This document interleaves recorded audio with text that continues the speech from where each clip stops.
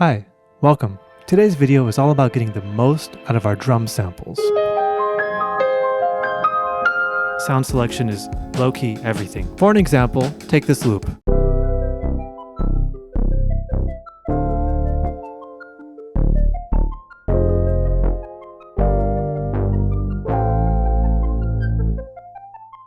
I'm going to give you two examples of drums, and you tell me which one you like most. Number 1.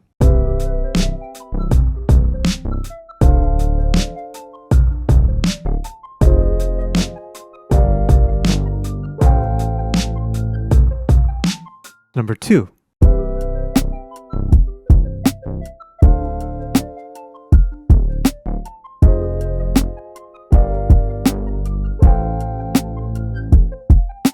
In my opinion, the clear winner is drums number 2. There's something about them that fit the track. They don't take away, they don't distract, they just help support the chords. Drums number 1, there's a disconnect, there's just no harmony. But they could work for something else. So let me grab a random loop at 80 BPM and see if I can find something that matches better, say with guitar.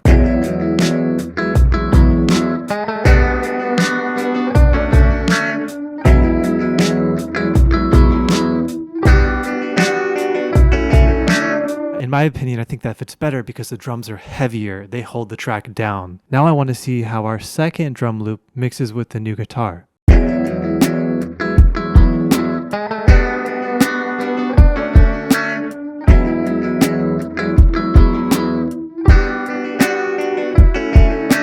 It's not bad, it works too, but I personally think the previous loop fits the track much better. For me, it's a process of listening to a lot of different music from a lot of different genres and soaking it all in so you can quickly identify what works and what doesn't. It's not something that's easy to explain. It's something you hear and you know in your spirit, okay, that's right.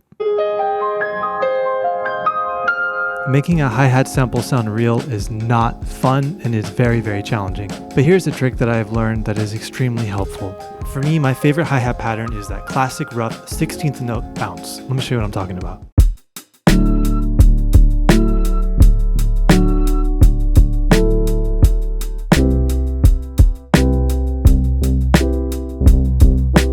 So a couple things I did with this track to make it sound natural as it does. 1, I start the sample after the transient. When you record a one shot and you repeat them, it pretty much always sounds unnatural no matter what. Something that I found that helps me is chopping off the front of the sample.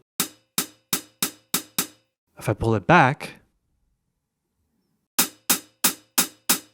oh my god, horrible. So we'll bring the start point closer in, bypassing that harsh transient. Now it's much softer. And now here's the program.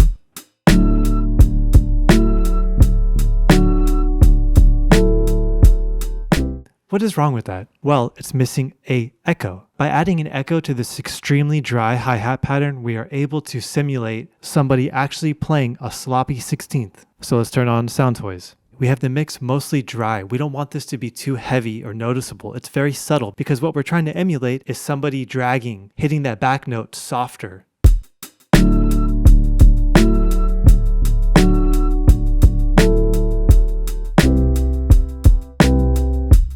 We'll turn it off. But by simply adding that very, very soft echo, now the beat has motion. And the cool thing about the EchoBoy and why that is the plugin of choice, it gives you features that other echoes don't give you. It's almost like it's designed for this. If you check here, we have groove and feel. How many echoes do you have that have knobs that say groove and feel? So with these, we're able to even go further and create more of a shuffle. We can drag the beat, we can push it.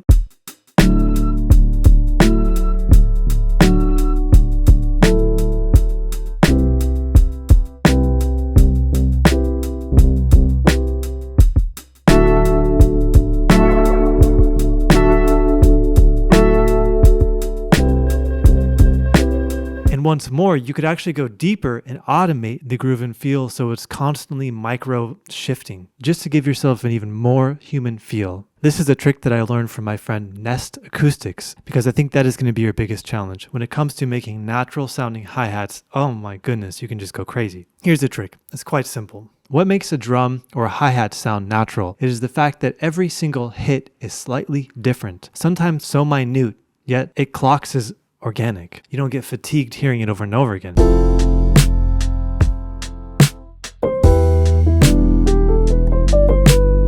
But if you hear the same hi-hat repeated over and over, your brain is going to clock it and say, this is a very stale pattern and I'm bored. You take your first hi-hat,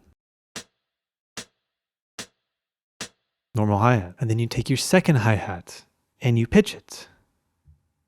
I pitched the formant up 2, and then I pitched it back down 2. So it is pitched and returned to its normal pitch, giving it a tiny bit of texturized change. First, let's hear it without the pitch changes.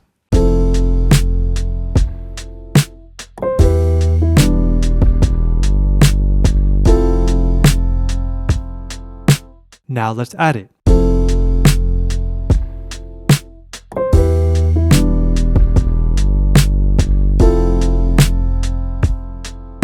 Here they are soloed. And without.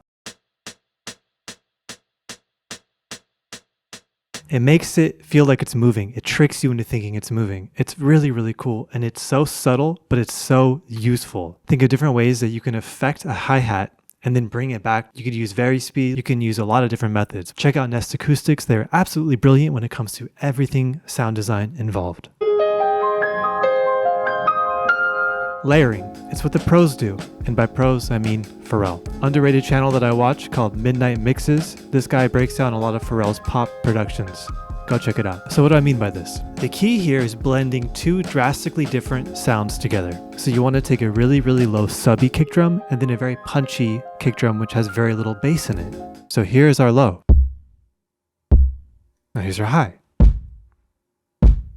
This bottom kick has a lot of character, has a lot of room, and it might have too much bass. For this example, I'm going to bring a little bit out because we want the majority of our bass coming from the other sample.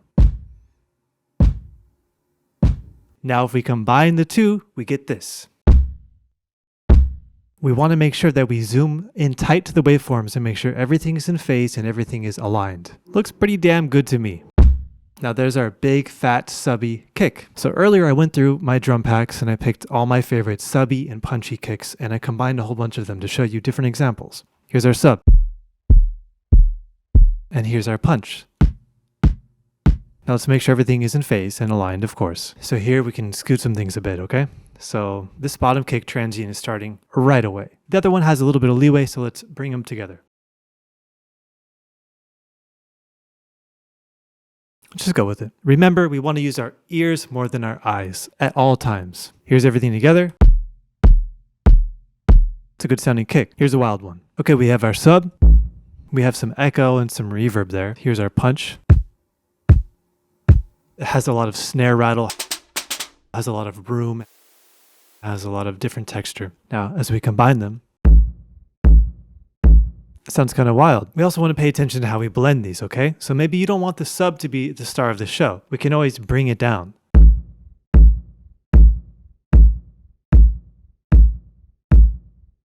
When it comes to snares, we can do the exact same thing, as we can layer them on top of each other to create new sounds that we've never heard before. So, what do you want to do? It's going to be the same idea with the kick drums, as you want to get 2 opposing tones and bring them together in harmony. Okay, we got some random ideas.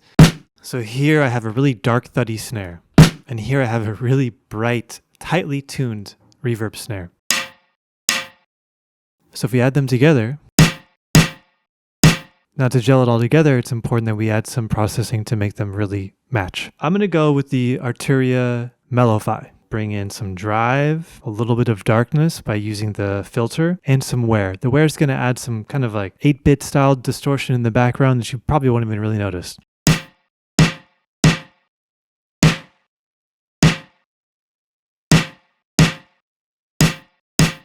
Okay, now I'm playing God here. We add a snare to a snap. That's a little bit weird, but hey, that's cool. We have something new. Okay, now we have very strange clap. Oh my God. Adding this snare and clap. That sounds bizarre. I like it. Here's a very soft, mellow snare. And if we add in this really bright snare, it can almost act like the under snare mic. So you know when you're miking a snare, you get the top and the bottom snare. The top one is that dark, beefy, thuddy sound, almost tom-like. And the bottom is just nothing but high-end rattle that can be downright irritating to the ears. With the same principle, if you take a dark sounding snare sample and add a bright sounding snare sample, you get the same idea. It's almost like a HDR photo, but with a snare. And we'll slowly mix it in.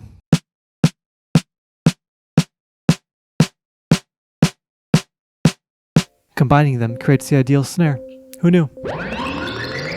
All the drum samples that we are using today come from the Wondertone Gallery Pack. You can find the pack on our website. It's $35. It is by far my favorite drum pack that I've ever put together because it is a curation of all the best pieces from every single pack. If you don't feel like cycling through hundreds, if not thousands of drum samples, you can simply get the gallery and have the best from every pack that we offer. And as an added bonus, it includes 3 unreleased packs. That is Sun, Moon, and Mint. Those will be released soon one day, maybe, but until then you can find them in the gallery, and they are a lot of people's absolute favorite samples that we have. When music first started getting captured on recorded mediums, they had the drums dialed. The drum engineering, the drum tones, the drum tuning. Somewhere along time, the way got lost, and this became an accepted norm for a kick drum.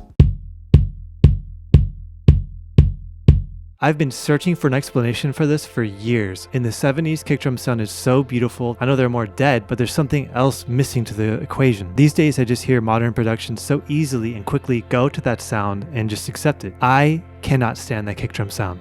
Okay, so I know what you're thinking. Just put some muffling inside. Just do that. Well, that's not the only problem. The problem is it just doesn't sound up enough. It doesn't have enough grit. It's just too clean. It sounds too plastic. So I put some muffling in it. This is what we get. Still not to my liking. So that brings me to, our favorite, processing. I find myself using a lot of saturation plugins, distortion, what have you. It is nice to have a lot of different options. You'll never know how a certain sound will react to the plugins. A small tip that I have for you is pushing these plugins as far as they can go and then trying the different modes. That's going to help you see more what they're doing versus if you just have it working very, very lightly. Sometimes it can be quite difficult to hear a change happening unless you're pushing it to just ridiculous limits. Let's try. So we got the Studer here.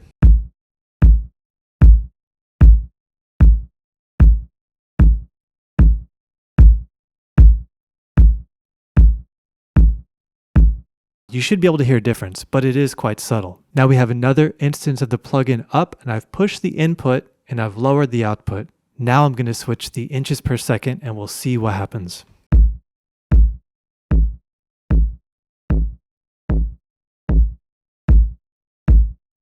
Now, I don't know about you, but to me, that's way more clear. And that's a trick that has helped me a lot with many other plugins. Because sometimes it can be very mysterious of what's really happening. You hear distortion, but is it affecting the low end? Is it affecting the mid-range? Is it affecting the high? Here you can get a better understanding of what's really happening. Now let's go through the calibration.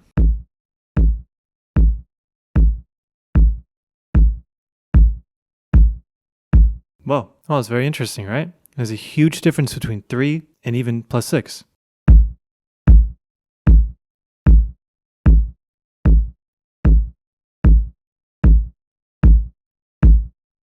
+3 sounds like the sweet spot. Let's go through the different tape stocks.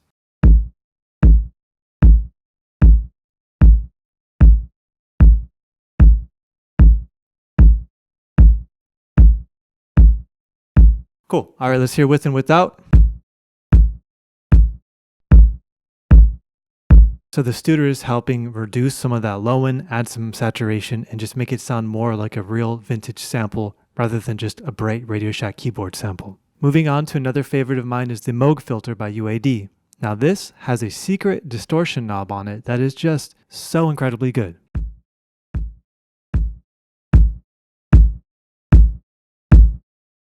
Let's lower the output so we don't blow our speakers. Here's without and with. I think it's quite nice. It's a good alternative to the decapitator or the tube culture or many of the other saturators that exist. I don't see a lot of people talking about this or using it, and I use it on my one-shots all the time. Not to mention, we also have a filter that's very, very aggressive because it's Moog. Let's drop the cutoff and see what happens.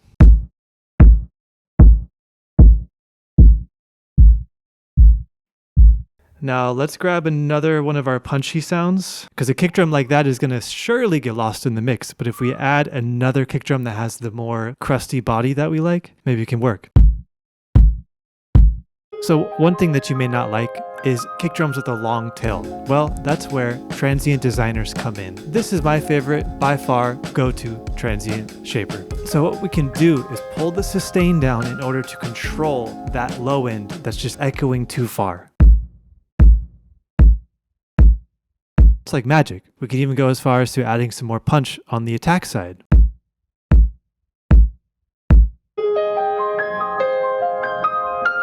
Okay, let's talk EQ when it comes to kick drum one-shots. This is a trick that I like to do a lot, and it seems counterintuitive, but it is helpful, which is taking away low end to enhance the true low end. I think one of the best kick drum sounds of all time is from the Paul McCartney album, Band on the Run. If you listen to that album, the drums sound so incredible. EMI had a studio in Lagos, Nigeria, and that is undoubtedly 100% why those drums sound so good. Listen to any music from Nigeria in that era and you will hear the epitome of the most perfect drum sounds. It is just unreal. A trick to get close to that kind of vintage 70s kick drum sound I have found is high passing the kick drum quite aggressively with a tiny bump in the low end. So I'm going to engage this high pass. I'm going to turn the octave up quite high because I want it to be aggressive. Now, as we're scooping it in, we're going to go down to the numerical value and we're going to boost this up. See how we get this little bump. Now, when we bring it down to about 50, we can listen and move the high pass around to figure out where the fundamental truly lies.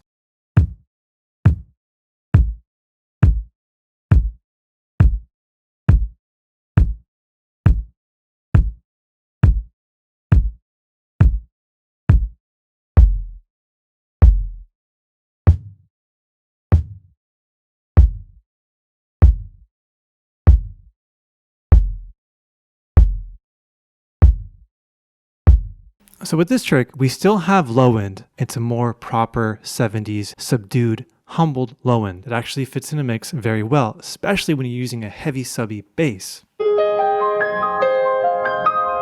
I want to talk about pitch, one of the most important fundamentals when it comes to drum processing. This is a loop that I made when I was feeling very sleepy.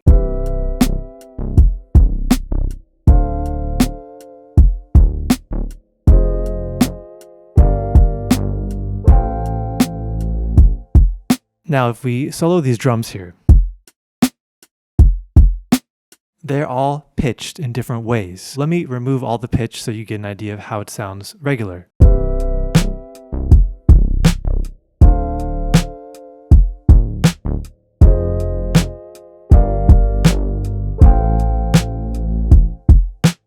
It really doesn't fit as well in the track. Why is that? There's a heaviness with lower pitched drums that are just very weighty and hold a track down, where I feel like when you pitch things up, they become more light and less noticeable. And the song is all about being sleepy and kind of floating, and I don't want anything to feel like it's holding you down. So I want the drums to be almost unnoticeable. So by pitching them up, it kind of puts them away and makes them less of a focal point. And when it comes to pitching, there's a lot of options on how to do it. In my opinion, the best way to pitch is always using tape. That's not always an option. So in the digital world, there's a lot of other ways to do such a thing. I'll tell you how you should probably not pitch, or at least how I would not pitch. And that would be using this plugin here. Pitch shifter plugins are the bane of my existence. I've never heard one sound good. Let's pitch it down with this plugin and see what happens.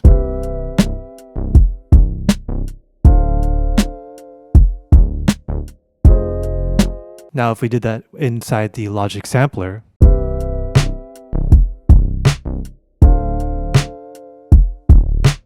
it just has a much more cleaner organic sound. And let's test that theory by going way deeper.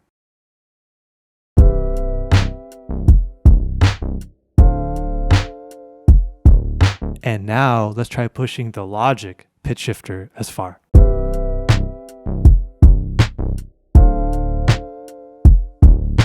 Now, they're just approximations. These are not exact the same pitch, but I hope that you can hear there's artifacts, heavy artifacts with the Logic pitch shifting plugin. And you know what? It's the same for the waves. If we bring in this,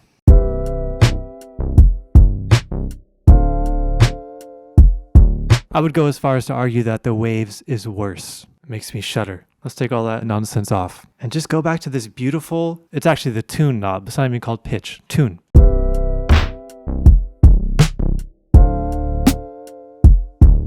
In my experience, there's not really a great way to be able to tell exactly what pitch is going to work. You simply just try different things and see which one really makes the track come alive. When I pitched the hi-hat and the snare up in this, I just said, yes, okay, that works. It feels like a song now. It feels real. Whereas before, it felt like I was forcing something to be that wasn't meant to be. Another fantastic way to utilize pitch shifting is the Logic Vary Speed. Now to get this function, you're going to have to right click onto this taskbar, hit Customize Control bar, and click Vary Speed. Once you click it, you'll be given options: speed only, vary speed, speed and pitch, vary speed and MIDI. And for this, we're going to want to go speed and pitch. I'll bring it down 2%. Let's go kind of drastic to show the effect.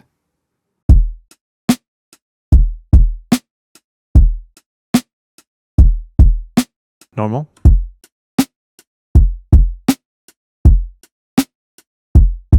The difference here is that we're actually getting a slower loop as well. Its true use is for, say, slowing down an entire track so you can actually play something that might be more challenging at the correct tempo. You slow it down and then you can play what you need to and then bring it back up. But there's creative ways to use it as well with our one-shots or loops. For me, you can pitch something way, way down and it still sounds decent. So let's take the vary speed and push it way, way down.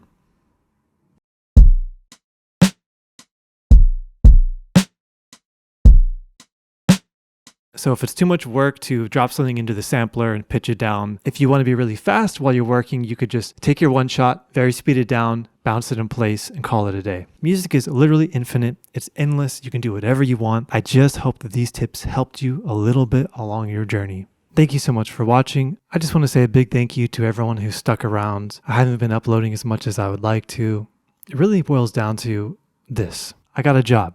I got a real job because I was scared about surviving as a freelance musician. That job ended up taking a lot of my energy and it put me in a very dark place.